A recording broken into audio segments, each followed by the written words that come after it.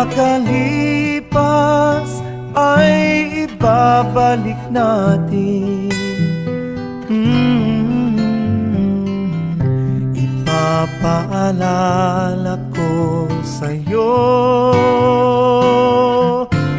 ang aking pangako na ang pag-ibig ko'y lagi sa'yo. Kahit maputi, kahit maputi, kahit maputi na ang buhok ko.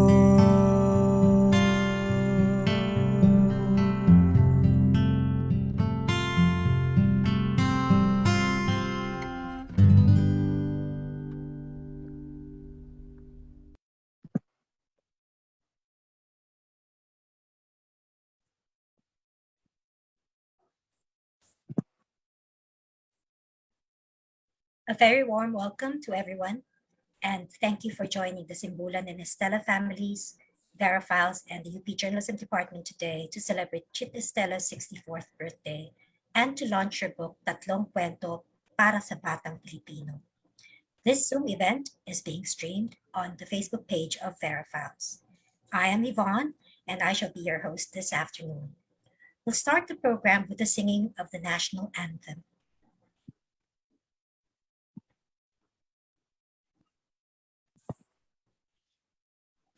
Mga kababayan, ang pambansang awit ng Pilipinas. Kayang magiliw, tegas ng sinakanan, alam ng puso, sa dikit mo'y buhay.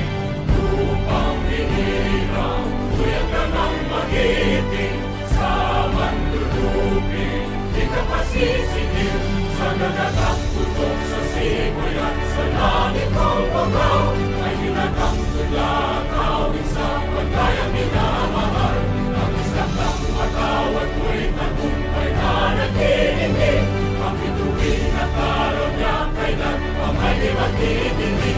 Luman ang araw ng walhagin pagsinta, buhay langit sa piling mo.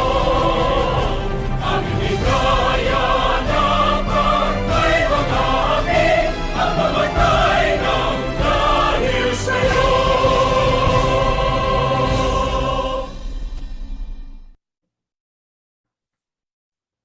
Dr. Erlinda Centurias of the UCCP Cosmopolitan Church will be leading us in prayer. Dr. Centurias. Let us put our hearts and minds in the presence of God. Our dear God of truth and wisdom, the great storyteller, we are gathered to honor the memories and legacies of our dear sister, Lourdes Chit Estella-Simbulan.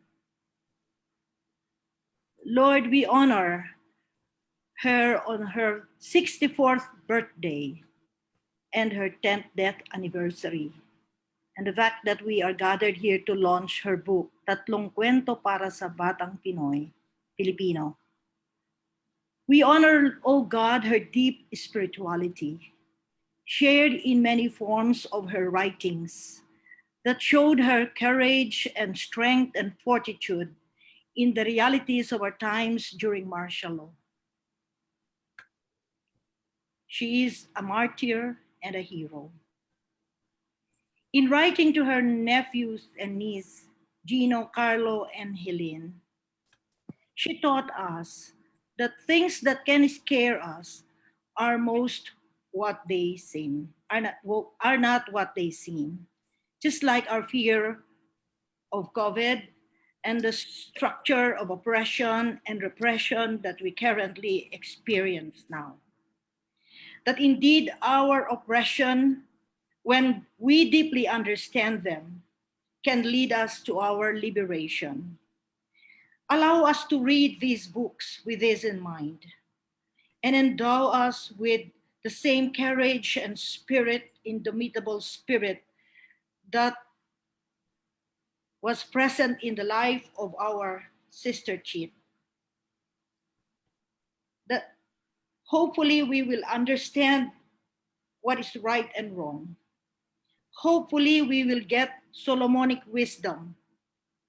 And we will ask for more wisdom, O Lord, to understand our world. And indeed, we should read more stories, because through the stories, O Lord, we get to understand what is going on in our world, that we may know when truth and right are in jeopardy and be able to act, O Lord, appropriately. Help us, O God, to have that kind of spirit that emanated from our sister Chit. She left us 10 years ago, but she did not really leave us, because she left us with so many things, her writings and her courage, so much so that she is enshrined in the bantayog ng mga bayani. Thank you for her husband, Professor Dr. Roland Simbulan, and his wife who did the illustration for this book, Janet, and also for Mr. De La Torre, Fidel De La Torre, for doing the cover page. Lord, may we be encouraged to buy this book and promote it, O Lord, for our own understanding of what's going on in our lives. So thank you that we could gather and have this book launch. In the name of the Father, the Son, and the Holy Spirit. Amen. Thank you, Dr. Centurios. For the welcome remarks, may I call upon Ellen Tordesillas, the chairperson and president of VERA Files. VERA Files is the media nonprofit Chit co-founded in 2008 with 5 other women journalists. It is the publisher of Tatlong Kuwento para sa Batang Pilipino, the book we are launching this afternoon. Friends, here's Ellen. Magandang araw po sa lahat. Siguro kung saan man si Chit ngayon, natatawa siguro sa activity natin ngayong araw. Kasi nakakatuwa tingnan yung mga lumang pictures, di ba? Ang tutotoy at saka ang ninining ng mga lahat doon. Ganon. Tapos,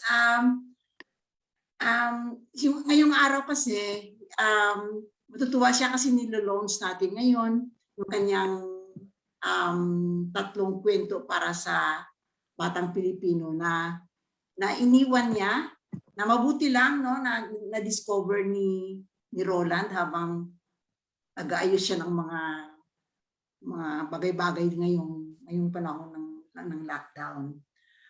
At saka birthday ngayon ni Chit. Kaya, nakakatuwa na nasa panahon ng pandemya na marami sa atin na nabuburyong naiinis na nagbibigay si Chit ng isang something light and meaningful, pampalis ng stress.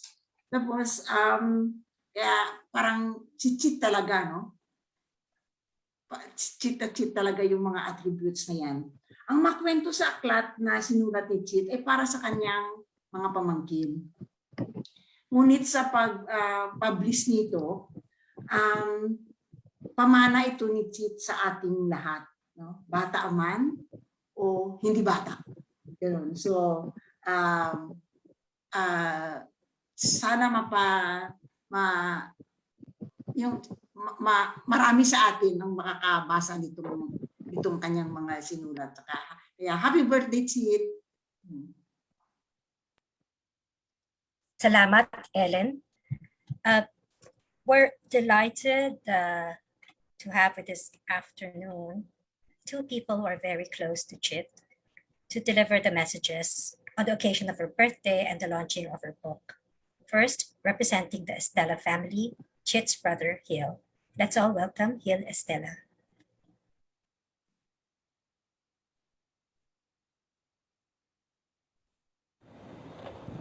Maraming salamat, Yvonne, at magandang hapon po sa ating lahat dito. At nakakatabang puso na makita kayo ngayon at magtipon-tipon muli ang mga malapit sa puso ni Chit sa araw ng pagsilang niya para ilunsad ang kanyang aklat na napapanahon sa mga bata at sa lahat ng may bukas na puso't kaisipan. kasama tayong mga seniors na kailanman ay nananatiling makabago at masigla ang pananaw at pagharap sa kinabukasan at sa bawat bukang libayway. Malapit si Chit sa mga bata, lalo na sa kanyang mga pamangkin, sina Helene, si Carlo at si Gino. Magagalak sila tuwing dumadalaw si Chit dito sa amin, dito sa bahay. At pag naririnig ang kanyang pagbati sa gate, isigaw sila, "Si Tita Chit! Nandito na si Tita Chit!" At magtatakbuhan sila sa gate para salubungin siya. At para, yun, akapin, halikagkan. Mahilig kasi makinig sa mga kwento ng mga pamangkin niya. Lalo na si Helene, na binibigay niya buong atensyon habang nagkukwento kanyang paboritong tita. Batid ko na na-miss nila ng lubos si Tita Chit mula nung biglang pumanaw siya. Sa kanila, yung kanilang pagsasama, pansin ko na may kakaibang saya sa piling ng tita nila. Batid ko rin na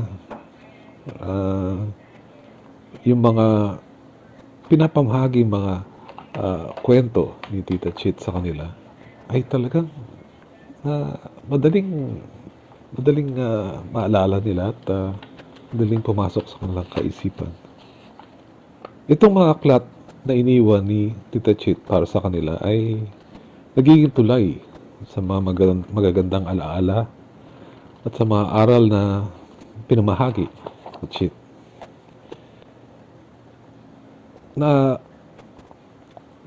Naalala ko na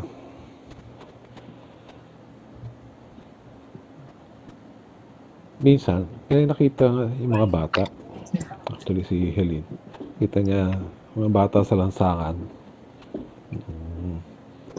Pauwi na kami. Sabi niya, bakit nagtitinda sila ng sampagita sa kalsada? Sana naman hindi sila pabayaan ng mga magulang nila. At sabi naman ni Chit, yan, straight from the mouth of babes. Sa panahon ngayon na maraming balakid at sumasalungat sa pagpapahayag ng katotohanan, maaaring ipabatid na mula sa mga bibig ng mga musmus, mabibigkas ang mga katotohanang lulusaw sa mga pader ng mga mapaliil na mga kapangyarihan. Ito'y magiging mistulang asin sa sigwa ng kabagat. Magandang hapon po muli at maraming salamat po.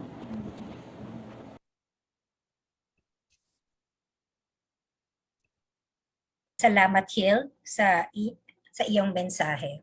We also have a message from Lourdes, a veteran journalist and the executive director of the Asian Center for Journalism at the Ateneo de Manila University. She was a close friend of Chit and, like Chit, co-founded VERA. Friends, Lourdes. Magandang hapon sa ating lahat. Roland, Hil, Ellen, Bon, Ed, sa pamilya Estella, pamilya Simbulan, mga nakasama ni Chit noon. Napakaswerte ng mga pamangkin ni Chit dahil may iniwan siya sa kanila. Mga kwentong pambata, ito'y pamanang walang katumbas na pwede din ipasa sa mga anak at apo ni na Carlo, Helene at Gino.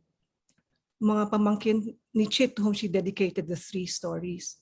Sa atin ng mga kaibigan at nakasama ni Chit, isang malaking sorpresa na may naisulat pala siya. At ngayon ay isa ng libro. Librong nailathala. Para siyang yung bata dun sa pangatlong kwento. Yung The Invisible Boy. Invisible si Chit, pero may output pa rin. May nagawa pa rin kahit di na natin nakikita o nakakasama. Sa okasyong ito, medyo iniiba natin ang pag-aalaala natin kay Chit. Mula dun sa nakalulungkot na bigla niyang pagpanaw, sa paggunita natin sa kanya bilang isang masaya at malikhaing manunulat. Magaling na storyteller si Chit at kitang-kita yan sa kanyang tatlong kwento para sa Batang Pilipino. Ang mga kwento niya ay kakitaan ng mga iba't ibang elemento, no? Drama, comedy, conflict, at may mga aral din. Ang mga tema ng mga kwento niya ay halaw din sa kwentong sinulat ni Chit bilang isang journalist. Nandyan lagi ang tunggalian sa pagitan ng mabuti at masama. At may tema ng karahasan, pananakot, mambubuli, na kung iisipin natin ay parang sinulat sa panahon ni Duterte. Akmang-akma talaga sa panahong ito. May kwento ng away at labanan, agawan sa yaman ng kalikasan. Sa mamamagitan ng mga kwentong ito, minumulat ni Chit ang kanyang mga mambabasa sa mga totoong nangyayari sa lipunan, gaya nga ng sinabi ni Hil kanina. Tapos sa estilo ng pagsusulat, may character development din, konteksto at kasaysayan. Hindi basta lalabas ang mga tauhan sa kwento, kundi tinatalakay din niya ang mga pinagmulan para maunawaan paano sila naging ganong klaseng mga tauhan sa kanyang mga storya. Ang mga nilikha na karakter ni Chit ay patunay na may kakayahan siyang maging mapaglaro sa kanyang sinusulat. May batang nakapikit habang naglalakad, multong kinikilabutan, tumindig daw ang balahibo ng isang batang multo nang makarinig ng manananggal. May mga manananggal na mabaho, may mga teenage superhero sa probinsya at na-inlove pa yung isa sa kanyang bihag. Pero higit sa lahat, may tema na dumadaloy sa tatlong kwento. Ang tema ng pagkakaibigan. Inilalarawan ni Chit kung anong katangian ng tunay na kaibigan at hinugot niya ito mula sa sarili niyang pagkatao. Kasi si Chit ay tunay na kaibigan. Genuine ang kanyang malasakit, pag-aaruga, magiging maalalahanin sa mga kaibigan, hindi makasarili. I never knew her to be mean or mean-spirited. She was decent, upright, proper, caring, and a true friend. Parang liwanag sa dilim ang paglabas ng librong ito ngayon. It's a welcome break from all the bad news around us. Pandemic, poverty, disinformation, corruption, natural disasters, and wars. At malinaw ang mensahe ni Chit, malinaw at napapanahon kahit matagal na niyang sinulat. Sa panahon ng pagsubok o pagdadalamhati, kailangan magsama-sama ng mga magkakaibigan at mga pamayanan, magkapit-bisig upang unawaan ang mga problema at hanapan ng tamang solusyon. Yun ang regalo ni Chit sa atin sa kanyang kaarawan. Happy birthday, Chit!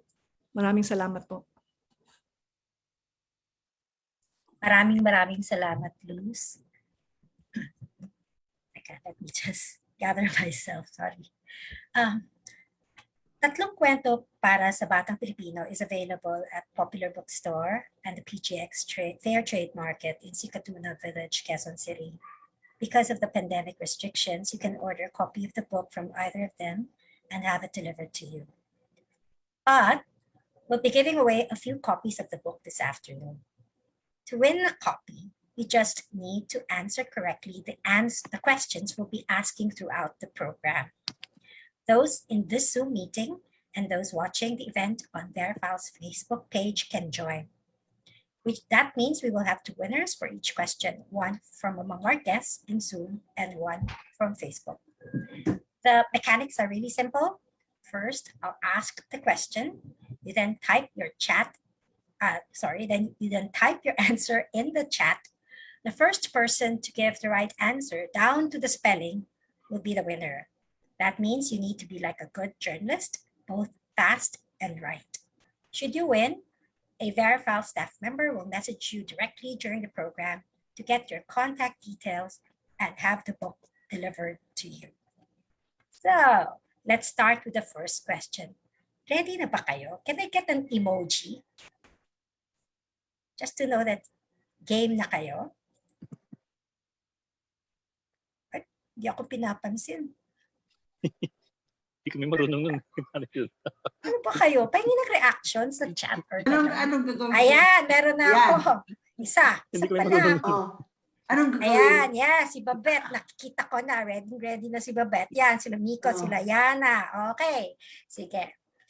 Let me start with the first question. Ay, baka VERA Files, dapat di na kayo kasama, ha? Yung mga founders. Let's start with the first question. This question will test how well you know Chit. Ang unang tanong, what newspaper did Chit first work for as a reporter in the early 1980s? What newspaper did Chit first work for as a reporter in the early 1980s? Uy, may answer si JB. Yan natin. May premyo ba yan? Meron yung Oo, libro, syempre. meron. Ay, Oo. libro. Oo, yung book. Di ba, the evening, ano? Hindi ka na makasali. Hindi. Sige, Hindi ba type kasama? pa yung sagot mo. Kasama ka, pero you have to type your answer. Sige, sige, sige. Yeah, I'll be quiet na lang. Oo. Iba-iba nga yung answer eh, oh. Bubulong ko sa asawa ko. Meron na akong nakitang winner sa ating Zoom.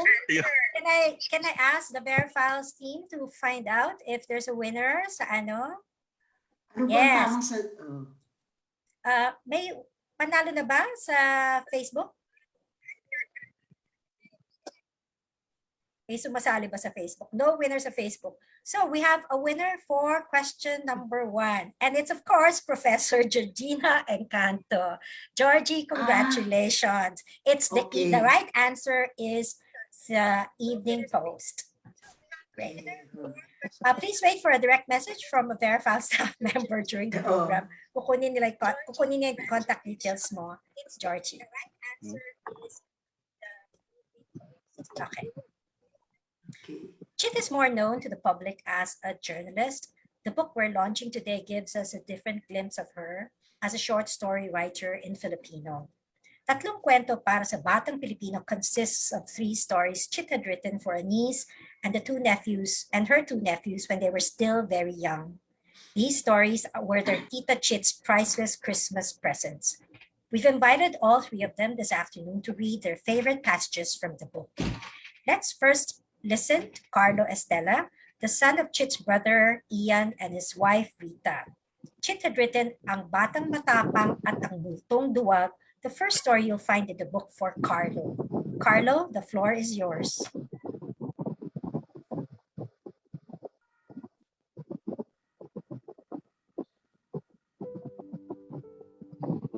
If this is all right with you, it's just easier for me to express this in English. The story that my tita wrote for me is titled Ang Batang Matapang at Ang Multong Duwag. The story is centered around a child that starts from being what he thinks of himself as cowardly and scared, and grows to be among the most among the bravest of persons in their community. The story revolves around this child that finds a ghost that he becomes friends with, named Igmo, and they end up dealing with the monsters, the manananggal, that come to their town to hunt their people. Now we see him grow from being one of the, as he sees himself, scared people, to being brave and, by the surrounding circumstances, fight these monsters and reclaim their town and live in peace, essentially. So the story is quite simple. The story imparts to us lessons of bravery, resilience, and care, even for the people that have hurt us in the past. And we see that through these lessons, that bravery comes to us, to people, especially when there's something wrong. We do not sit idly by and do nothing. We will try to find a way to make things right. Now, I hope that by publishing this book by the VERA Files, that my aunt's work, my tita's work, her philosophies, her wisdoms may reach newer people, so that her memory may live on.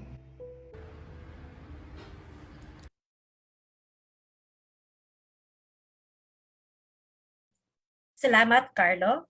Before we listen to our second reader, I'd like to announce another winner from Facebook. It's Esther Lingao, na kinoach ni Ed Lingao. Ed, para naman tong bring me game. Okay. Our second reader is Helene Estella, the eldest child of Hill, another of Chit's brother, and his wife, Jen. Chit had written Ang Mga Mandirigma, the second story in the book for Helene. Helene, it's your turn to share your favorite passages. Naalala ko pa dati, dumadalaw sa amin si Tito Chit. Tapos lagi akong humihingi sa kanya ng kwento. Tapos parang hindi siya nauubusan. Nag-request ako ng kwento na, kasi bata pa naman, diba? So, sa unicorns, sa ghost stories, tapos maghapon, puro kwento lang kami. Tapos minsan, ako na rin yung gumagawa ng kwento. Tapos sinatsaga niyang basahin yung sulat ko sa luray-luray kong notebook. Tapos wala pa yung gravity doon na prof nga pala yung nagbabasa ng sulat ko. Pero kasi para sa akin, siya yung paboritong tita. Yung napili kong passage, tingin ko dito ko talaga siya naalala, yung humor ni Tita Chit. Tsaka, kasi tungkol sa favorite character ko nun. So, ang mga mandirigma. Si Althea ay isang babaeng pabihira ang lakas. Nang nagdadalang tao pa lamang kanyang ina, nauupos nito ang lahat ng halamang gulay sa kanilang bukid. Nang ipinanganak si Althea, napansin ng kumadrona na napakatigas ng katawan ng sanggol. Malakas din itong sumigaw at ang kanyang iyak ay naririnig sa maraming barangay. Isang araw, nasira ang kampana sa simbahan. Ginamit na lamang ng parokya ang tinig ni Althea para ipalam sa mga tao na oras na magdasal o kaya magsimba. Miss na miss ko na talaga si Tita Chit. And I'm happy na yung mga tao makikilala na rin siya the way na nakilala namin siya nung kabataan namin. Thank you, Helene. Last but not least, we have Helene's brother Gino, and a former student of mine, by the way, to read his favorite passages. Chit had written the third story in the book, The Invisible Boy, for Gino. Pakinggan natin si Gino. Araw, ako po si Gino Estella, ang pamangkin ng aking tita Chit. Lubos ang aking pagpapasalamat para sa lahat na nag-alay ng kanilang oras para sa pagpapalimbag at paglulunsad ng tatlong kwento para sa Batang Pilipino ni Chit Estella. Ilan na taon na rin itong in the making, kumbaga. Pero parang kahapon lang ata noong kinukulit ko pa si Tita Chit para sulatan ako ng libro. Kung si Helene at Carlo ay nabigyan ng mga storya tungkol sa pagkapanalo ng kabutihan laban sa kasamaan, ang istorya ko ay mas simple, pero ang aral nito ay may bigat na hanggang ngayon ay binubuhat ko pa rin. Tungkol ito sa isang makulit na bata. Secret na lang siguro kung ano yung pangalan niya, pero tuwang-tuwa siya sa kanyang kaalaman na wala nakakakita sa kanya. Siya ang the invisible boy. Na siguro isang araw ay napagod rin siya na sa paggawa ng kakulitan na unti-unti ay nagbago ang kanyang puso. Natuto siyang gumawa ng kabutihan para sa mga taong malapit sa kanya. Hanggang sa dulo na mula sa kanyang pagtulong sa pamilyang kinikilala niya ay unting-unti na lumabas ang tunay nitong anyo. Pinangalanan siya ng bagong pamilya na Gino. Aminin ko sa unang pagkakuha ko nito ay inakala ko ay kakulitan lang ang nakikita niya sa akin. And rightfully so, napakakulit kong bata. Napakakulit kong tao. Sa edad ko ngayon, simple lang ang nakuha ko mula sa kwento na ito.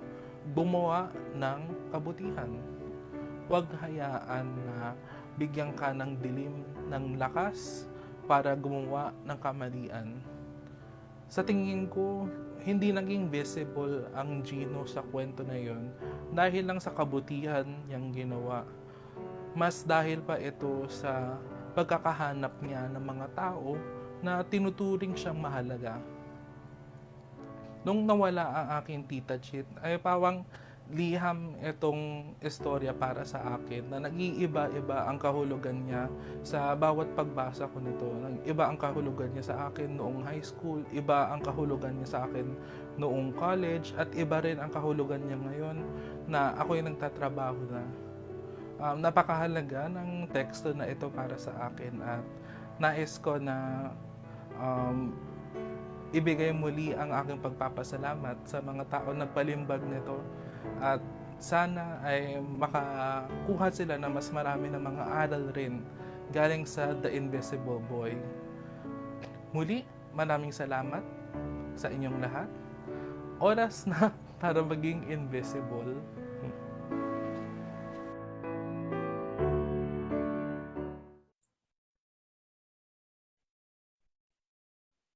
Salamat, Gino. When Chit was alive, she had always spoken of her pamangkins, all of them, with fondness and pride. She would give a lot of thought to the gifts she would get them for Christmas and special occasions.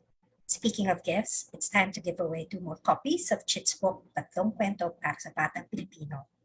Ito uli ang mechanics. I'll ask the question.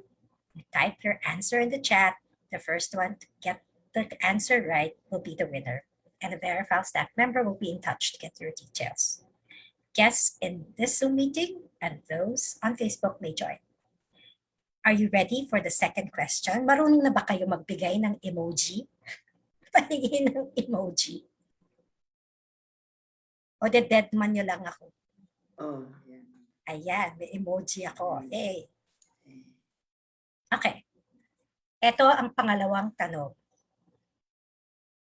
Sige, sak muna para makatype kayo ng sagot. Here's the second question.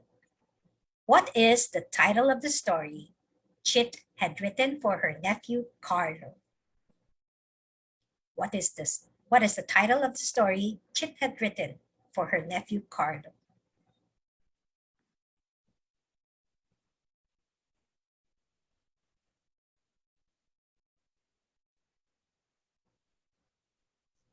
Kailangan ba ako magbigay ng multiple choice, A, B, C? Mas maganda siguro. Ito may sumasagot Ay, na. yun na. Okay. Hintayin natin ang VERA staff.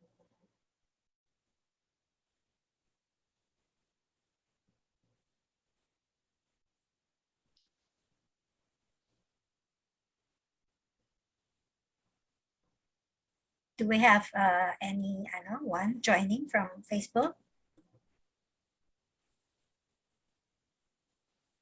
Wala pa o naglalag? Wala pa. Anyway, we'll find out. So we have a winner, and our winner is Jennifer Besada, who got the answer right. It is Ang Batang Matapang at Ang Multong Tuwag. Wow. Double check ko lang yung spelling at kompleto ba ang articles ang... Okay, great. So panalo talaga siya. Congratulations, Jennifer. Antabayanan mo lang ang isang VERA staff member na who will get in touch with you. So it's time to sit back and enjoy 2 songs to be sung by Raisa Javier, a graduate of our journalism program here at UP. Raisa is a folk singer and songwriter from Batangas City. At the onset of the pandemic, she started making music to contribute to discussions about issues in the community.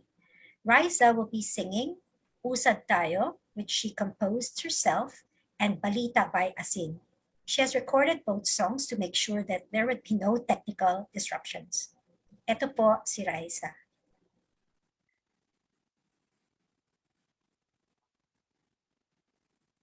Magandang araw po sa lahat. Ako si Rai Javier, 2012-17050, graduate ng UP Mascom. Hello po sa lahat ng mga naging guro ko. At salamat po sa pag-invite sa akin ngayon. Magbabahagi po ako sa inyo ng 2 kanta. At ang una po ay isinulat ko. Ang title po nito ay Usad Tayo.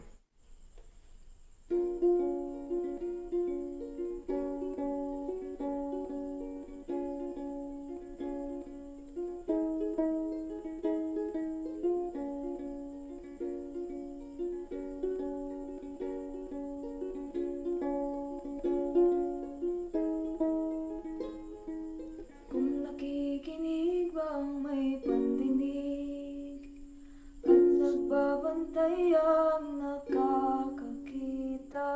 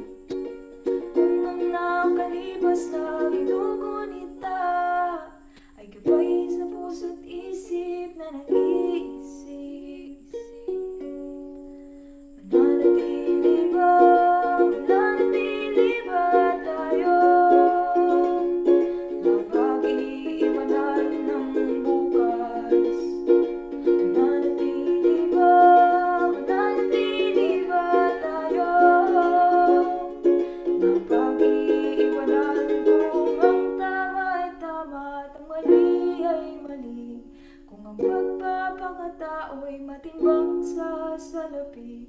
Kung ang dugo'y higit na sa baryang halaga, makikita mo ang buhay mo'y kapantay ng kanila. Mananatili ba tayo na pag-iwanan ng bukas? Mananatili ba tayo na pag-iwanan ng bukas?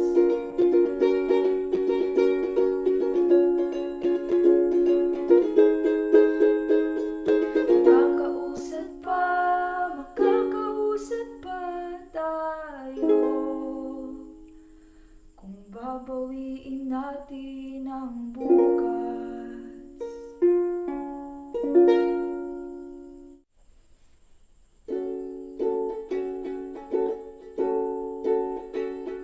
Lapit mga kaibigan at makinig kayo.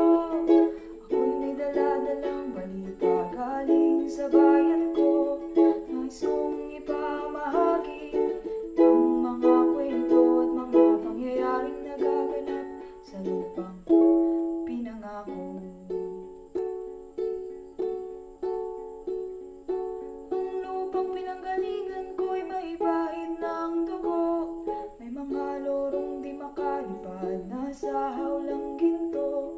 May mga punong walang dahon, mga pusong di makakibo sa mga pangyayaring nagaganap sa lupang ipinangako. Mula nang makita ko ang lupang ito, nakita ko rin ang munting apoy sa puso ng tao. Pinatungan ng mga kabulukan hanggang sa lumago. Ngayon ang puso'y may takot sa lupang ipinangako. Lapit mga kaibigan at makinig kayo. Ako'y may dala-dalang balita galing sa bayan ko. Nais kong ipamahagi ang mga kwento at mga pangyayaring nagaganap sa lupang pinangako. Dati-rati ang mga bukid ay kulay ginto. Dati-rati ang mga ibon sinlayan ng tao. Dati-rati ang katahimikan ng musikang nagpapatulog sa mga batang walang muwang sa mundo. Ngayon ang lupang ipinangako'y nagsusumamo. Patakan niyo ng luha ang apoy sa kanyang puso. Tingin niyo ang mga sigaw ng mga puso ng taong kung inyong dadamhin kabilang sa inyo. Doon mga kaiksuunan nung paminaw ka mo. Doon ako'y dalang ang mga balita gikan sa banwa ko. Gusto ko nga ipahibalo ang mga istorya nga nagakahitabo sa banwang isa nato.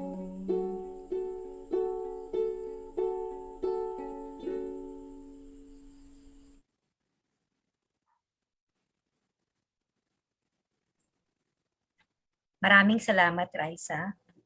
Pangalawang kanta mo reminds me of the town criers or the minstrels of olden days. By the way, we have a winner from our guest on Facebook for the second question. It's Chin Samson. Congratulations, Chin. Let me now introduce you to a very young copy taster. Before Chit's book went to press, her husband, Roland, had requested his inaanak to read the stories. Our copy taster is 8 years old and a grade 3 student. Here to give us her verdict on Tatlong Kuwento para sa Batang Pilipino is Maria Layana Mithi Cornista. Yana?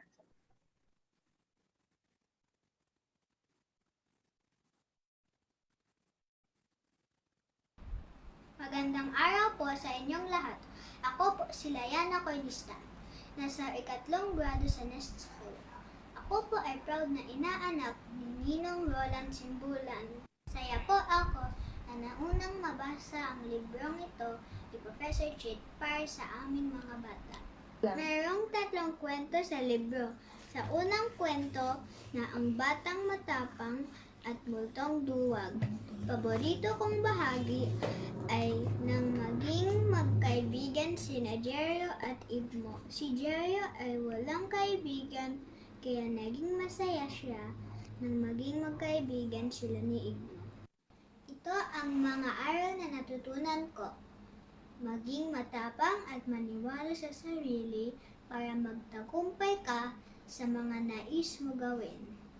Ang lahat ay may magkapareho kahit tao o multo.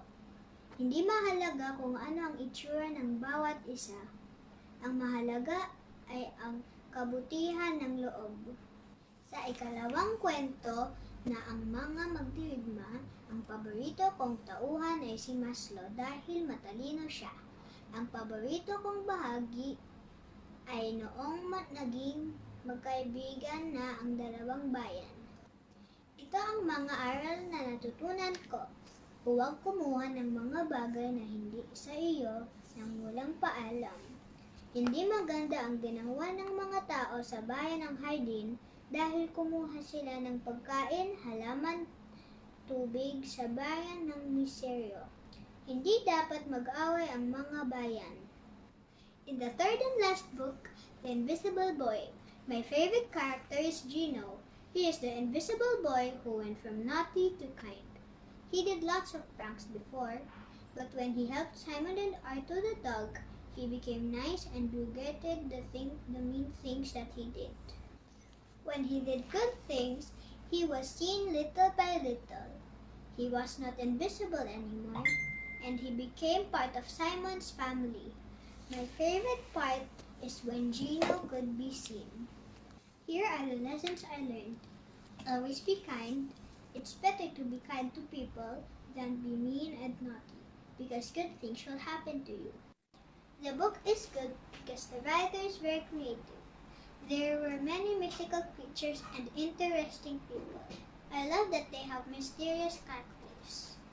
The author told the story well because I was able to understand it easily. I like the drawings made by Ninang Simbulan because it looks very realistic. Dahil sa dami ng aral na matutunan, sigurado ako na magugustuhan ng mga bata maging matatanda ang libro ni Professor Chit. Maraming salamat po!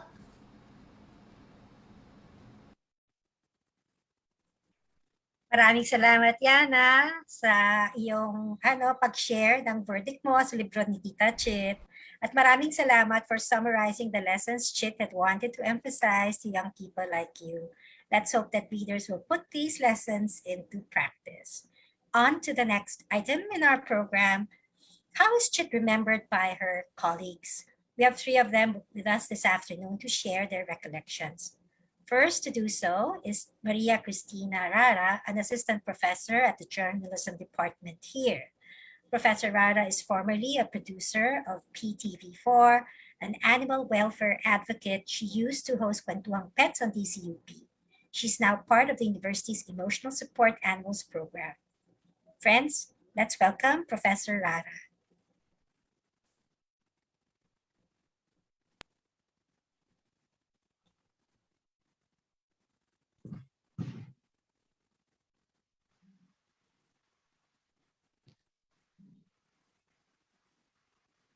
Saan? May mas. May on? Oo. Okay lang. Okay. Nawala.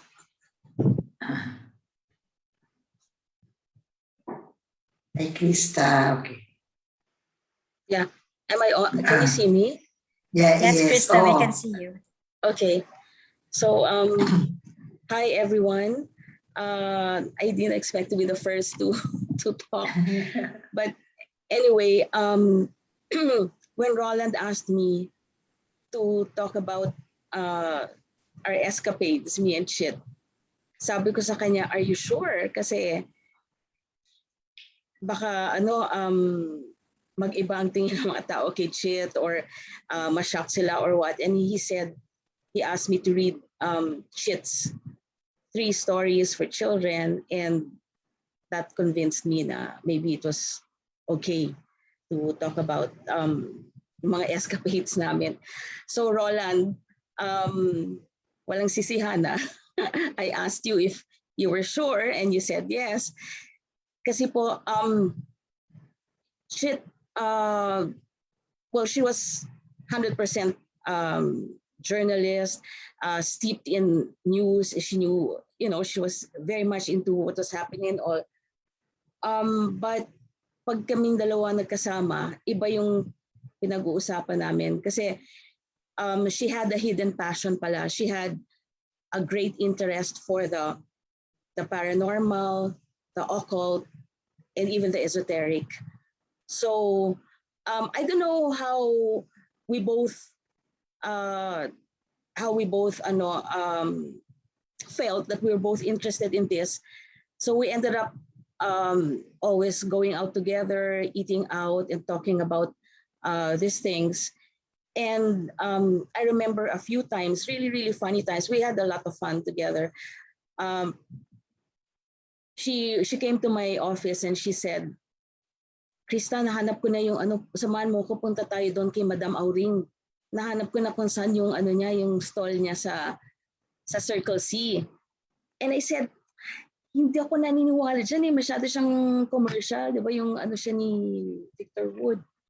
Tapos sabi niya, hindi, alamin lang natin, tingnan natin kung totoo ba siya o peke or what. And since malapit naman yung kanyang stall or kung saan siya nagbabasa, malapit dyan lang sa Circle C at the time, and we both lived near Circle C, di pumayag ako, but I wasn't totally convinced. So when we went there, si Madam Auring had a lot of tools. No, she had a crystal ball. She was reading our palms. She was reading tarot cards. Pero nung nag-comparison kami ni Chit after that, we ate out after. Tawa kami ng tawa kasi pareho kaming hindi naniniwala masyado ng commercial. She was trying to be more of a parang psychology. She was relying less on her tools and trying to psychologize us. Nung nalaman niya na pareho kami natuturo sa UP, yung mga answers niya, binase na niya doon. So, it was really funny. I remember another time we went to, kasi mahilig si Chit sa mga ganyan, yung mga tarot, and lagi siya nagpapabasa ng runes. I told her that I was experimenting with tea leaves. So I was starting to read tea leaves. So sabi niya, sige, punta tayo doon sa Tomas Morato, meron doon na kitchen of cupcakes, something like that, kitchen of cupcakes. And punta kami doon. So we started, siguro nandun kami mga 4 o'clock, 5 o'clock, and kami nagsara ng restaurant kasi we ordered different kinds of tea leaves kasi the first we ordered isang teapot kami, ang laki ng teapot the first order niya, hindi namin alam yung mga leaves, meron from Africa, from Cambodia, etc. Yung na-order niya na tea leaves, yung pala nag-expand sa hot water, sa boiling water or hot water. So when she poured doon from the teapot, hindi makalusot doon sa neck ng teapot. So we devised a system where kumuha kami ng spoon, and then we got the tea, tapos we got some tea leaves and then put it in the cup, drank the tea, tapos waited a few minutes para mag-form yung leaves, and then binaliktad yung leaves for 20 minutes. In the end, I don't know how many cups we had. We had to finish 3 teapots. Grabe, ang lalaki. Banyo na kami ng banyo kasi imagine drinking so much tea. And we were laughing the whole time kasi ano ba to? Ubusin ba natin to? Di ba natin ma-take out? So we were drinking, we were experimenting with the tea leaves and finding out, we learned about the sizes of the leaves, and this is the best pala for tea, for reading tea leaves, yung mga ganyan. Tapos each time na matapos ako uminom ng cup ko, di babalik ta rin ko, maghintay kami, siya rin babalik ta rin niya. So we were waiting 20 minutes para mag-form yung mga tea leaves. And then we would read each other's cups. So sabihin niya sa akin, anong nakikita mo dito? So sabihin ko sa kanya. Tapos pakita ko rin sa kanya yung akin. And yung sa akin, we would see the same things. We would see dogs and cats and birds. Basta puro animals yung formation sa mga tea leaves ko. Yung kay Chit, hindi namin maintindihan. So parang sinasabi niya, ano ba to? Kasi ang question namin is, what are we supposed to do with our lives ba? Ano ba, is there such a thing as a mission, a lifetime mission? Ano ba? Can't believe that this is it. We're just supposed to work and then this is all there is to life. Parang ganun yung hinahanap namin na nasagot. So, nung nakita namin yung mga animals doon sa tea leaves ko, sabi niya, oh, Krista, mukhang yan ang magiging direction mo. You'll be working with animals. Pero sabi niya, yung sa akin, hindi ko maintindihan yung tea leaves niya kasi parang walang mga formation, or naisip ko lang ngayon, baka may nakikita siya pero hindi niya sinasabi sa akin. Medyo secretive kasi si Chit sa mga interpretation ng mga ganyan. So that was, I can never forget that. That was really a fun evening kasi we started after office, after classes, and we closed the restaurant mga 11 p.m. yata kami. Hanggang 11 p.m. kami nandoon. And we used to jog. There were certain jogging days. And every time magja-jog kami, ang lalim ng usapan namin palaging about life, about death, about our mission in this lifetime. And I remember the last time that we jogged together, she was obsessed with death. Tanong siyang tanong, ano kaya ito? Ano kaya ang mangyayari after we leave this earth? Can we communicate with the people we love? Is it the end? Is that parang gano'n na yun? That's it? Or do we lead another life after? Basta gano'n yung mga tanong. Sabi ko sa kanya, ba't hindi ka magtanong kay who's that psychic researcher? Basta this guy. Yeah, Lichao ko, yun. And sabi niya, sinulatan ko na siya, hindi raw siya sinagot. So, sabi ko, right again, ayaw na niya kasi nga hindi siya sinagot. But she read his books. And she told me about her brother. Kasi my passion is animals. And at the time, I didn't know how to mix my passion with my work. And she told me about her brother na sabi niya, gave up a lucrative career to pursue his passion daw, and he became a veterinarian. So sabi niya sa akin, gawin mo na yun, iwanan mo tong lahat ng ginagawa mo, mag-vet. Sabi ko, ayoko mag-vet kasi I can't stand blood. Tapos sabi ko, ba't ikaw hindi mo gawin and pursue your career? Kasi one of her passions talaga daw is she wanted to delve into itong esoteric occult. She was so curious about it. She wanted so much to read up and attend seminars, but sabi niya she couldn't. Sabi ko, so I challenged her. Sabi ko, yun pala your brother mo, he left everything to follow his passion. Why can't you do it? And she said, hindi pwede kasi she was afraid how it would affect her reputation, and she was afraid of Roland. Hindi naman afraid of Roland, pero sabi niya Roland wouldn't like it. Sorry, Roland. So hindi niya na pursue yung secret passion niya na yun. But she really wanted to do it, and she even had thoughts of writing about it. She wanted to explore it and then write about it. And after she passed, it was really hard on me kasi nga we had all these conversations, and I still kept on talking to her, and I would get answers na hindi na kinakausap ako. But suddenly, pag may tanong ako sa kanya, I would suddenly hear a song on the radio with a particular verse or passage that would answer my question, or maririnig ko yung paborito niyang kanta. Meron siyang paboritong kanta na Filipino song.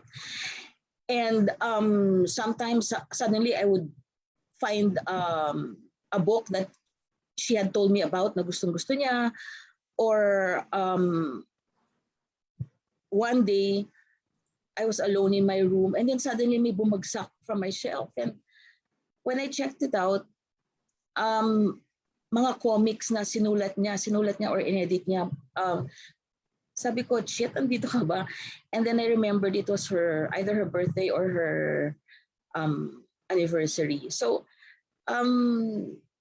now I've stopped already conversing with her. Ayoko na siyang guluhin. But sabi nila naman, the people we love are just around us. They never really leave. They're just there kasi it's just a matter of say frequency, yung world nila sa world natin. So if you can always talk to them and they hear, and magpaparamdam lang sila sa atin as a response. And I just would like to end itong mga kalokohan namin with after she passed, Roland called me. Roland, I hope you won't mind. And syempre, he was devastated and he wanted answers. So she asked me to find the psychic. He asked me to find the psychic who could help him understand what happened. So I found this woman and I picked her up. We were going to Roland's house and I picked her up. And in the car pa lang, sabi niya, Krista, kasama natin si Chit, ang dami niyang gustong sabihin sa'yo. So ang dami kong tanong, so sinasagot din ni it was Chit supposedly answering my questions through the psychic. The psychic told me, hindi ako nagsabi niya na, si friend mo yan nagsasabi niyan. And one of the questions I asked was, bakit Chit? Bakit ngayon ka umalis? And ang sabi niya, it was time. Tapos na yung kanyang, what she came here for, tapos na raw. Na accomplish na niya. And I remember the last thing that the message, that the psychic told me was, sabi ni Chit, mag-aasawa ulit si Roland. Sabi ko, talaga? But I can't tell him that now, he's grieving. Tapos sabi ni Pipay, the psychic,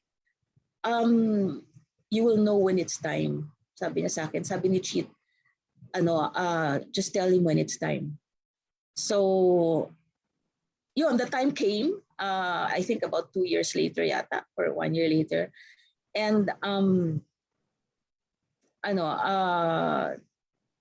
although I haven't had yung mga ganyan na paramdam or conversations in my mind with Chit, I still think about her kasi we had a lot of fun. And mostly now I remember I've forgotten already the sad part, the tears that I shed and all.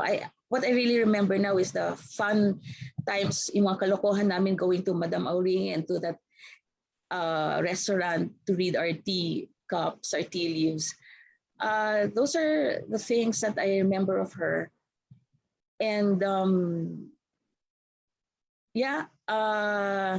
really happy. I was happy when I read the stories for her pamangkin because they were, although mixed with mga may social messages, karamihan doon mga may manananggal, may merong invisible boy, meron mga ganyan. So nakita ko yung fascination niya rin talaga sa paranormal. So I realized that it was really in her, and it wasn't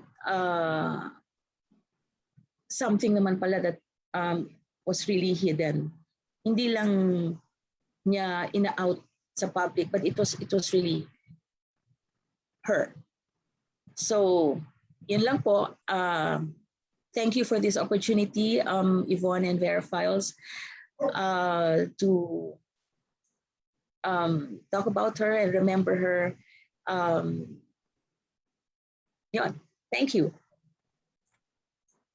Salamat, Krista. Katabi mo na ngayon si Chit. I'm sure we all feel her presence this afternoon. and not just this afternoon, right? Mhm. Thank you. Our second speaker covered the Malacanang beat at the same time Chit did. They would later work together at the Manila Times, where Chit was the Iba ng Standard, si Ami Pamintuan ng Philippine Star, si Malumanga sa Manila Times, si Tita Balderrama ng Journal Group, and then you had Chit Estella ng Malaya. Now, when I say women-dominated, I really mean dominated. The women made the decisions, kami mga lalaki, we just started to say yes. In large part because these were women journalists who were all veterans of the pre-EDSA press who broke the stereotypes, di ba? Matindi ang stereotype nun ng male-dominated old boys press club network. Sa matagal na panahon kasi ganun yun So, well, for those of you who have not heard or never heard of the voices of Ami Pamintuan, Malu, and especially Ichu, well, you would know that if any of them spoke, nobody had any choice but to listen, even if you don't want to. Diba?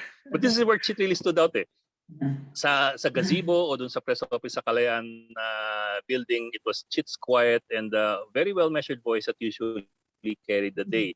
Kumpara kasi dun sa iba, tahimik si Chit pero pag magsalita, titigil yung lahat. And she had this particular way of talking talaga na it's like she was always smiling through her eyeglasses. I don't know if you know what I mean. Pero pag magsalita kasi si Chit, parang nakangiti parati and you can see her smile, of course, but strangely, when she talked, you'd feel like you could also hear her smile in her voice.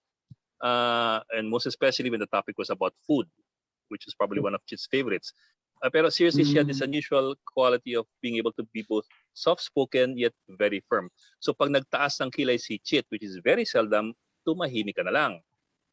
Kung excitable at nanggigil na yung lahat, and there were a lot of occasions there sa Malacanang na gano'n, si Chit yung papakinggan mo talaga for a very sober opinion In other words, you might say unflappable, wag lang pag-usapan yung pagkain. Now, for many of us younger reporters in Malacanang, si DJ, si Jerry, si Kwaikong, si Tikya, ako, si Chit was the steady voice She was the firm hand, or you might say the solid base. So, I suppose kung didiretsuin ko kayo, para sa marami sa aming mga bata, si Chit yung parang nanay namin sa Malacanang So it was with great pleasure that I got to work with her again sa Manila Times when I rejoined the Times in 1998, ang panahon ng mga Gokong Way. Si Malu kasi dragged me back just in time for her and Glenda to go abroad for their fellowships. So I was stuck in the basement of or the dungeon of the Manila Times along Pioneer Street, now called Robinson's Forum, with the likes of Manny Mogato, Buma Cruz, Boom Boom, I think he's here. Si Inang is also here, and of course si Chit, whom I understand is also here. As the managing editor, si Chit was our boss. And let me tell you, this was the dream team. Si Chit maglalatag ng direksyon, si Buma yung magtataray, ako yung magpapatupad bilang acting city editor, at si Manny Mogs ang o-order ng pagkain at magbabaston sa mga reporter. Si Erap was in power, so we slug it out for several months with Erap and his people on everything from PAL's labor problems to Lucio Tan's tax liabilities. And the whole time we had to strike that balance between fighting back and trying to stay alive. Si Chit had to deal with the increasing, although I suppose unintended, pressure from management because ERAP was tightening the screws on the Goknoys during that time. Well, people kasi tend to remember only the ad boycott versus the inquiry. Very few people remember the ad boycott and the tax investigations versus the Gokong Ways, the owner of the paper, as a result of our stories and our story treatments. Now, these were the things that Chit had to deal with in between putting a paper to bed and managing the diverse personalities that made up the news desk during that time. And the most nagpaparamdam lang niya sa amin yung minsan magkukunot yung kanyang noo. Hanggang doon lang. I also remember yung mga story conferences that we would have around 3:30 in the afternoon with Chit, Buma, myself, si Mogs, and the other editors. They were always very colorful because of the times. Minsan talaga kasi mapapakamot ka ng ulo dahil kakaiba yung mga story ng panahon ni Erap And also I suppose dahil kakaiba yung minsan yung pagkakasulat ng mga reporter ng mga story nila. But in the end, Manny and I always found the best way to ease tensions in the newsroom was by getting Chit to agree to ordering food delivery. So you see, to Chit, and I guess to many of us in the desk, we shared a very common passion for news and for food. That linkage between news and food was still there on the night of February 15, 1999. What's significant with that date?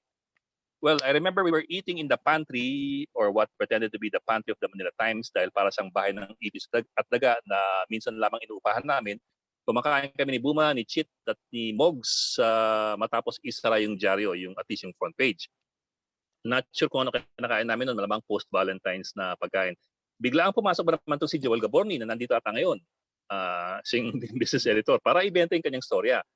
At malaki siyang storya, 453 million pesos na contract with the Argentine firm IMSA to repair a hydroelectric power plant. I think it was in Batangas. Pero binago yung kontrata ng last minute just before the signing in the presence of Joseph Estrada in Malacanang. So pinag-usapan namin yung story ni Gaborni, yung implikasyon ng storya at yung implikasyon ng last minute changes sa kontrata, and the fact that it was done in Malacanang in front of ERAP.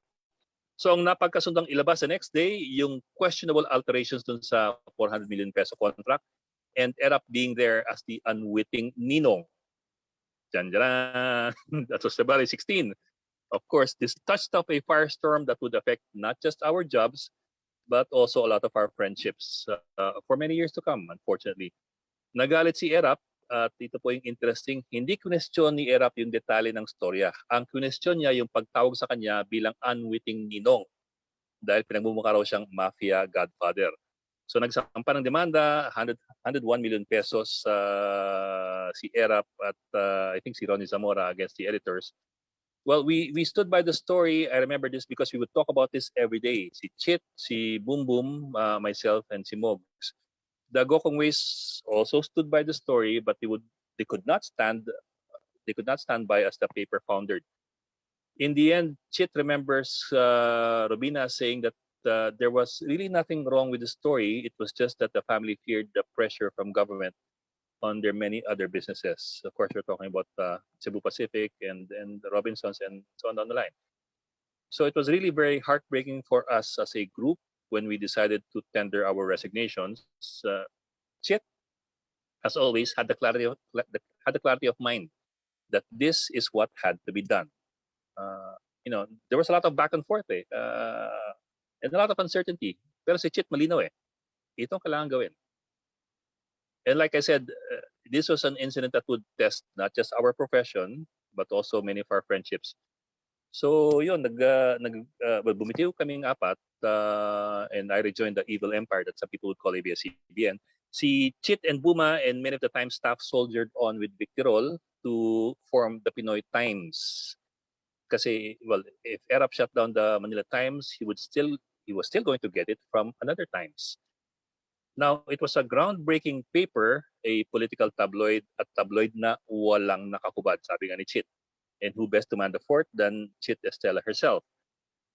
And in my view, that was how Chit came full circle, moving from tabloid in Tempo to broadsheet, Malaya, and Manila Times, and then going back to a tabloid, but still keeping her sense of decency and the clarity of a sense of ethics with her. And she leaves us journalists with an important message, I think, that the bravest among us are not necessarily those who are the loudest or the strongest. They are those who, despite the odds, can see beyond the smoke and the noise and the debris to stand for what is good and what they think is right. And so I will always remember Chit for something she told me back in 2001, as the Pinoy Times died a quiet death on December 21, 2001. And Chit said, and I quote her, "I was hired and I was paid to do the right thing." And so she asks us, how many journalists can say the same thing? So yun, happy birthday, Chit, at sana mabusog mo kami. Maraming salamat, Ed, for reminding us about Chit's calmness, her courage, and her resolve. Our third speaker is retired journalism professor Georgina Encanto, a former dean of the UP College of Mass Communication and a former member of the UP Board of Regents. She's the co-author of Patterns of the Philippine Dress from the Traje de Mestiza to Turno and Constructing the Filipino Woman, a history of women's magazines from 1891 to 2004. On a more personal note, she was also my teacher in J School more than 40 years ago. Professor Encanto, we'd love to hear your memories of Chit.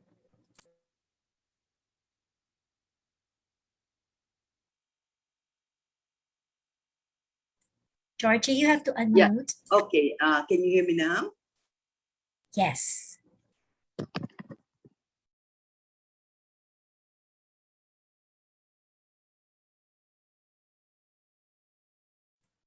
Georgie, you muted yourself again. Okay. Oh, wait. Okay, how does it sound now? That's good. Okay. I prepared to write this by listening to a CD called Classical Beatles, which was given to me by Chit. My children keep on reminding me that nobody owns or listens to CDs anymore, but I treasure it and listen to it every so often. Today would have been Chit's 64th birthday, and if she were around, I'm sure we would have sung some lines of the song When I'm 64 by the Beatles. We still need and we would still feed Chit if she were around. Roland asked me to talk about my escapades with Chit, but they are nothing like those that were recalled by Krista. Of course, I already knew about Chit even before she joined us as a full-time faculty member. She was at first a lecturer, but when she became a full-time faculty member, our rooms were on opposite ends of the office. But I don't know what it was that drew us to each other. Maybe it was, as Ed Lingao himself said, it was the love of food, the love of books, and the love of DVDs. I realized that by mentioning all these technologies, I am dating myself.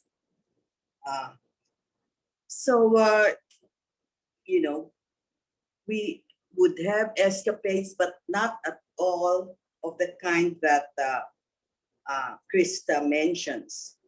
We would go to Pancake House after office hours. We would go to Greens or the Ayala Hub for Rason's Halo-Halo. Sometimes after we had gotten our salaries, we would go to the mezzanine in the UP Shopping Center, where there was a store for pre-loved books.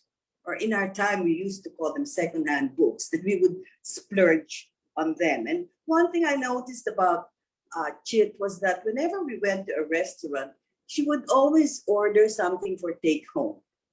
I think, she wanted to bring home a pasalubong for Roland,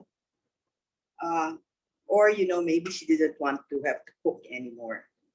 But anyway, let me say that I would like to thank Roland for always inviting me to events that are organized to honor Chit and asking me to be one of the speakers. Chit's untimely death 10 years ago stunned so many. She was only 54 and still very active as a journalist and a teacher in the Journal Department of UP. It was a devastating loss for Roland and her family. Her colleagues, especially those in VERA files, and her other circles of journalists. It was a big blow to the College of Mass Communications Journal Department, for after struggling with her master's thesis for years, she was qualified to apply for tenure, and then that senseless accident happened. But that senselessness has disappeared because Chit's death inspired a campaign for road safety led by Roland himself and the reduction of the speed limit on Commonwealth Avenue. For trucks, tricycles, and taxis, it was reduced to 50. But for cars, it is still 60. Even though Chit is no longer physically around, her distinguished career as a journalist is fervently and fondly remembered. She has been recognized by the House of Representatives, by the VERA Files, which launched a journalism competition in her honor, and now published these children's books, by the SENPEG, which collected her essays and compiled them in a book on media ethics, and most of all by the Bantayog ng Bayani, which has emblazoned her name on the wall of remembrance, making her a heroine of democracy as a media practitioner, teacher, and advocate of human rights. I am happy that we continue to discover hidden aspects of Chit's productive life or gems of her talent, such as these 3 children's stories that have very powerful messages for children, their intended readers, and even for Filipinos of all ages. They are certainly part of her legacy. Although she never told me she had ever written children's stories, I'm not surprised because she was a feisty journalist. But she was also a gentle, loving person. While she may not have had biological children, she was a motherly teacher. I will never forget the time I saw her going around and around the second floor of the college shortly before her 1 p.m. class. And I asked her, "Chip, what on earth are you doing?" And she said she was looking for her students to tell them they could eat in class. She was like a shepherd looking for her lost flock. As a thesis advisor, she guided her students, talking with them individually to help them understand the research question or issue that they were working on and giving them tips on what to do. Of course, sharing her skills as an award-winning investigative reporter. She was very protective of her students and always stood by them. So what can I say about these stories? If I were asked to describe them in just one word, I would say they are marvelous. The fictive world of Chit's children stories achieves what we call, quote, the willing suspension of disbelief, unquote, as we are able to imagine children battling spirits of the netherworld, especially malevolent creatures whom children fear, like aswangs and the most deadly manananggal. Of our characters like Mona Nangal, which is such a witty takeoff on manananggal, Papu Gamu, Papu Zano, etc., as well as the human characters with unusual names, are clearly and deliberately drawn, and even places like Barrio Mongohan was that inspired by Mangahan, Isla ng Dilim, and Miserio sound strangely familiar.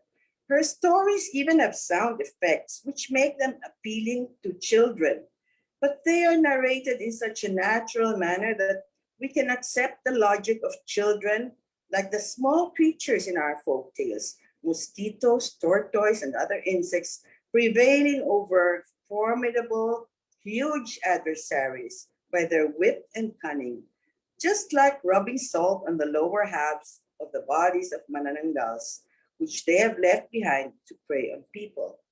Some of her inventions are so funny that I can hear Chit actually chuckling because of her clever inventions, even though what she's saying in the stories refer to grim and frightening situations, not the sort you would usually find in children's stories. For example, the manananggals who prey on people have run out of victims, so they rush to cemeteries to await the freshly buried for their food, and even hold caucuses there to discuss their next steps. These children's stories were written in 1998, and hunger and poverty have worsened to, quote, pandemic proportions, unquote. How prophetic she was. But then I know she believed in spirits, in psychic power, and astrology. I feel like asking her, Chit, why did you never take me to Madame Auring? That she reserved that for Krista. So in the first story, the children battle the manananggals who prey on human beings. Since they have in their desperation, lost anyone to eat. So this story is about Jerry, a cowardly boy, who passes the cemetery on his way home every day just to prove that he's not as cowardly as the school bully, thinks he is. He closes his eyes and stumbles, but he is able to overcome his fear by befriending Igmo, a lonely ghost who lives in the cemetery. Together, they rescue the children who have been captured by the Manananggals while they are in school. Jerio and Igmo save the day by freeing the children from the cage and using salt to repel the Manananggals and finally get rid of them. The children are reunited with their parents in a Manananggal-free or peaceful world. Ang Mandirigma is about 4 children with extraordinary powers. The first is Althea, who is conceived on native veggies that her father has to buy more from the next barrio. She's so strong and a precursor of Heidelin, a weightlifter who wins sports competitions, and when the church bells break down, her strong voice is used to shout and let the people know the times of the masses, as well as the hours that pass by. And then the second character is Maslow, who's so intelligent that he surprises his parents by asking shortly after he's born, "What will you name me?" The third is Joko, a happy-go-lucky child who can learn anything so fast. And the fourth is Delpha, whom her friends find weird because she can foretell what will happen. They become a team, and again, these children become the saviors of their community, named Hardin, when it is threatened by aggressors from Miserio. They undergo training to use old-fashioned weapons like arnis and spears, as well as the most modern arms. And by donning different glittery tops, they also acquire magical powers as these prevent bullets from penetrating them, etc. However, it is their personal qualities that become their best gifts and weapons. The children carefully investigate who the enemy is, supposedly the people of Miserio, and when to attack, their strategy to capture the leaders. But after their investigation, they realize that contrary to their assumptions, it was not Miserio that started the problem, but Hardin, which was built from the devastated Miserio, the victim of exploitation, illegal mining, and corruption. They realize that dialogue rather than war is the answer. The third story in English is about the invisible boy. Naughty ghost at first, who eventually transforms and finds ways of helping the community, especially by rescuing the boy and his dog. And only in the end, as Gina said, is his identity as a spirit revealed little by little, and he becomes real. These children's stories are imaginative recreations of the theme that the children are the hope of the fatherland. I hope they will be accessible to Filipinos of all ages, but especially the young ones who can make a difference in solving our seemingly massive problems and fill us with hope for our future.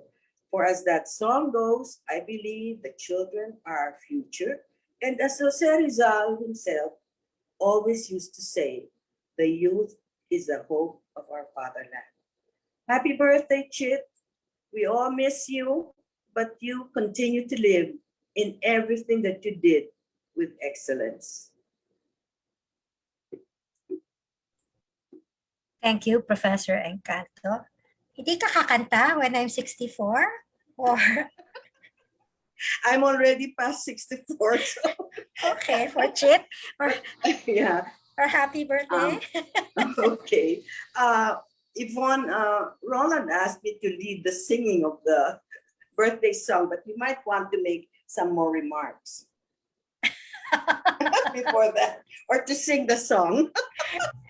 No, we were wondering if Professor Encanto can lead us all in singing a happy birthday, the happy birthday song for Chit. Georgie, would you Okay, do us the so honor? yes, so can I invite everyone to stand up? And after singing happy birthday, or maybe we can all remain seated, let us give Chit a rousing round of applause. So let's all sing happy birthday. You might want to turn on your mics, everyone. Okay. Okay. Okay. Yeah, So okay. Be one, fun. Okay. Anong version? 1, 2, 3.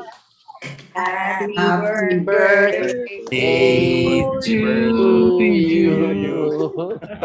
Happy Happy birthday to you.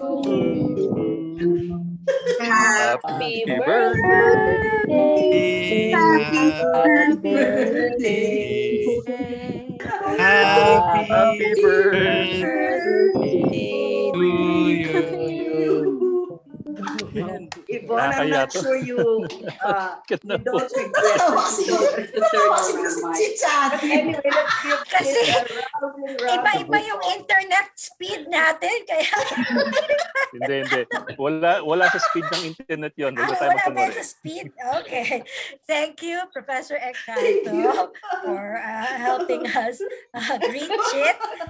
And thank you, everyone, for participating. It's now time to give away the last set of books, Tatlong Kuwento para sa Batang Pilipino, to our guests. Hindi ko na ulitin yung mechanics at hindi na ako hingi ng emoji eh. Dinededman nyo lang ako. So I'll just go straight to the third and final question this afternoon. Sobrang napakadali nito. Pag di nyo pa masagot, ewan ko. Are you ready? Game na kayo? What non-profit media organization did Chit co-found in 2008? Verify. Dapat i-type, di ba? Si JV naman, PCIJ.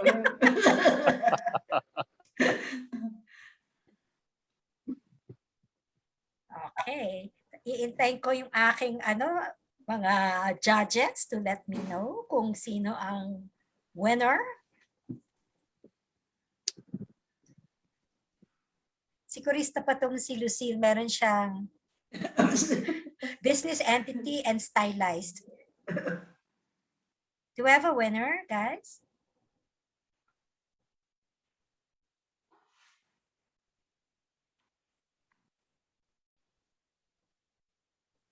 Okay, so we have winners. The winner from Facebook is Miko Kamba. Congratulations, Miko. And the winner for question 3 from Zoom is Rai Javier. Okay. Congratulations, Rai. It's good to have you here. Matagal na tayo di nagkikita since you graduated. Okay. We have Pero another... Yvonne, ano yung sagot? Ano yung sagot? Vera Files, ano pa?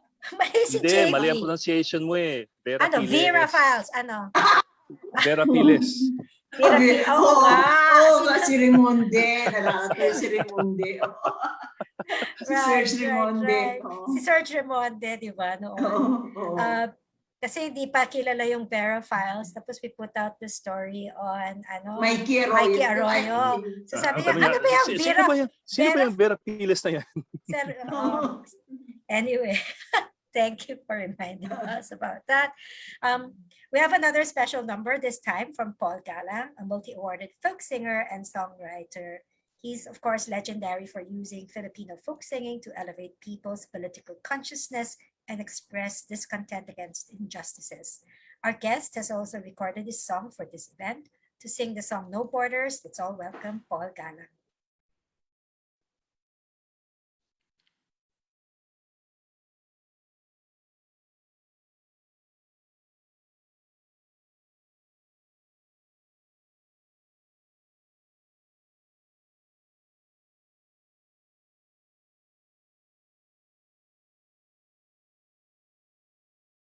Joyful birthday celebration po. Joyful. Lourdes Estella-Simbulan in God's home of eternal life. Kami po sa Abacad ng Kayumanggi Community Development Foundation, kasama ang mga batang anak ng manggagawa at maralitang mga pamilya, ay lubos pong nagpapasalamat sa regalo niyong aklat para sa mga batang Pilipino.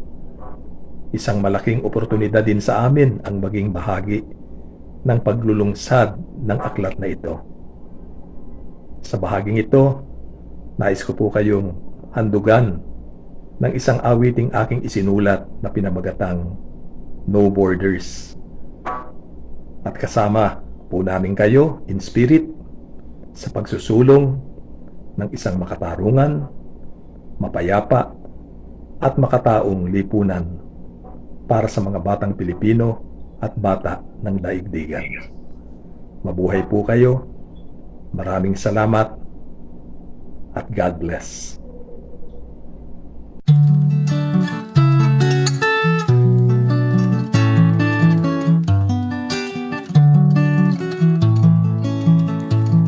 We dream of a world without borders, where everyone is born free.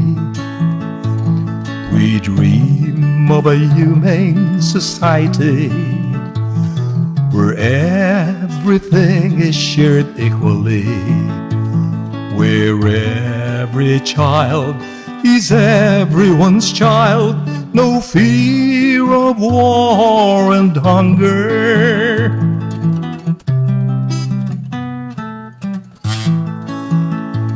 When everyone learns to live for each other, there is peace. When everyone learns to respect one another, there is peace. Listen to our voices, to our song of peace. We'll touch your hearts, embrace your souls. We dream of a world without borders, where everyone is born free. We dream of a humane society, where everything is shared equally, where every child is everyone's child, no fear of war and hunger.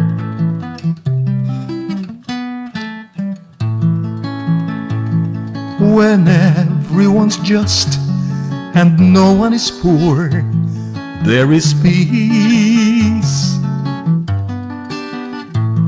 When everyone cares and loves one another, there is peace. Listen to our voices, to our song of peace. We'll touch your hearts, embrace your souls. We dream of a world without borders, where everyone is born free. We dream of a humane society, where everything is shared equally, where every child is everyone's child, no fear of war and hunger. We dream of a world without borders, where everyone is born free, where everything is shared equally, where every child is everyone's child, no fear of war and hunger. We dream of a world without borders, where everyone is born free. We dream of a humane society.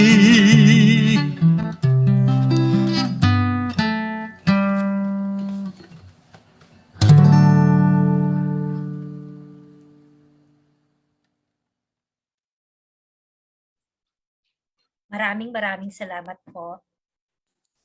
The song captures so well Chit's dream which she shares with us through the 3 stories she had written for Carlo, Helene, and for Gina.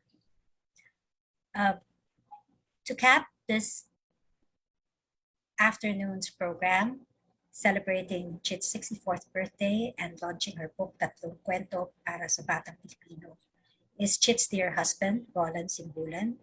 He will give the response on behalf of the Simbulan and Estella families, the UP Journalism Department, and VERA Files. Roland? Magandang hapon sa inyong lahat. Una sa lahat, maraming salamat sa VERA Files sa pamumuno ni Ellen Tordesillas sa pagsangguni sa paglalathala nitong aklat ni Chit at pag-organisa nitong book launch sa kanyang kaarawan. Salamat din sa kanyang mga best friends forever, BFFs, sa UP Journalism Department at sa VERA Files, kina Bon, Chua, Buma Cruz, Luz Rimban, Georgina Encanto, at Krista Rara. Salamat Krista, Ed at Georgie sa inyong mga memories. Kay Marinette Retona ng VERA Files para sa technical na preparasyon para sa virtual na book launch sa kaarawan ni Chit. Salamat din para sa makabuluhang awitin nila Riza Javier at Paul Galang. Salamat kay Janet para sa lahat na ginuhit niyang 14 na illustrations para sa aklat at kay Fidel de la Torre para sa layout at cover design. Maraming salamat din kay Babeth Nolarga para sa kanyang artikulo tungkol sa aklat na lumabas nung nakaraang linggo sa ABS-CBN Online. At salamat din kay Penny Azarcon de la Cruz para sa kanyang artikulo ukol sa libro na nailathala sa Philippine Daily Inquirer. Itong mga artikulo nila Babette at Penny ay nagbigay ng advertisement ika nga para sa aklat na ito. Espesyal na pasasalamat sa pinakabatang book reviewer na kilala ko, si Yana Cornista, na 8 taong gulang na anak nila Amihan at Roy Cornista. Huwag kang mag-alala, Yana.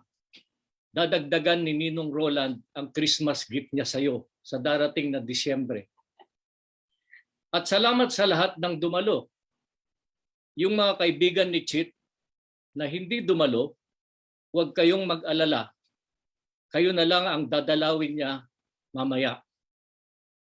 Maraming salamat sa inyong pagmamahal sa kanya. My friends, this storybook began its journey, you might say, from an oral one to our 2 nephews and niece, to a written form of personalized individual short stories given as Christmas gifts, to this present published compilation of Chit's short stories. I know that she is happy to share them to other children and to all of us, as we are all children of this earth. Through this book of short stories, published 10 years after her sudden departure, Chit continues to define the uniqueness of her person as we continue to celebrate her life, a life of special qualities, which through her stories need to be passed on and preserved through the pages of this book. We academics often seek to have what we call an intellectual bequest, lessons to pass on to those who survive and for future generations. Through this book for children, Chit has left us a spiritual bequest that mirrors her life, which was a quest for values that make life worth living, through her stories, which also mirror her dreams and a sense of her fears and hopes. Was it Isaac Singer who wrote that, and I quote, "Stories are the memory of mankind," end of quote. Perhaps Chit wants to pass on something of herself, something of her spirit. Here we find spiritual values and the spiritual capital she has put into these stories. Originally for our two nephews and niece, and now for the children of the next generation. She passes on something of herself in these stories, something of her spirit, of who she was and what she meant to many of us. We all desire to pass on something more than the material things we have accumulated in our mortal life. In this book, Chit bequeaths her spirit, but this book is also for us adults, because if we read them carefully, they are stories about overcoming adversity and creating hope, of freedom and rebirth, of love, forgiveness, and compassion. Our memories of her define continuity. It celebrates a unique life and handing over special qualities that need to be preserved. Her life and the kind of journalism she pursued is worth telling and retelling, especially in these days of trials and challenges. Muli, mula sa pamilyang Estella at Simbulan, maraming salamat sa inyong lahat. Lagi tayong manatiling malusog at masaya. Magandang hapon sa inyong lahat at happy birthday, Chit. Thank you. Maraming salamat, Roland. Before we bring this afternoon's program to a close, may we just request everyone, if you are agreeable to it, to turn on your video so we can have a group photo.